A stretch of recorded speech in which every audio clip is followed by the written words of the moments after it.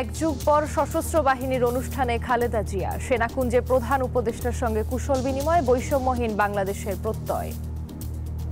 বৈষম্যহীন, শোষণহীন, কল্যাণময় এবং মুক্ত বাতাসের রাষ্ট্রের যে স্বপ্ন নিয়ে মুক্তিযোদ্ধারা দেশ স্বাধীন করেছিলেন, আমি তাদের সেই স্বপ্ন পূরণে অঙ্গীকারবদ্ধ।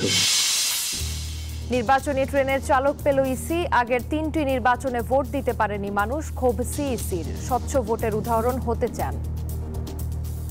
এখনকার প্রেক্ষাপটে এই দায়িত্বটা আরো অনেক বেশি, বিশেষ করে মানুষ রক্ত দিয়েছে, অনেক ছেলেগুলো রক্ত দিয়েছে।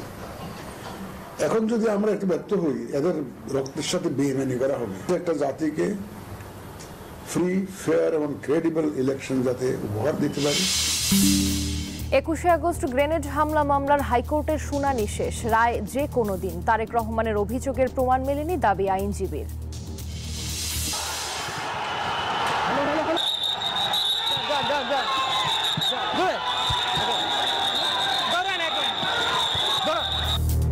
ব্যাটারি চালিত রিকশা চালকদের বিক্ষোভে স্থবির ঢাকা। রাজধানীতে ধাওয়া খেয়ে ইট পাটকেল নিক্ষেপ, সড়কে অচলাবস্থায় ভোগান্তি।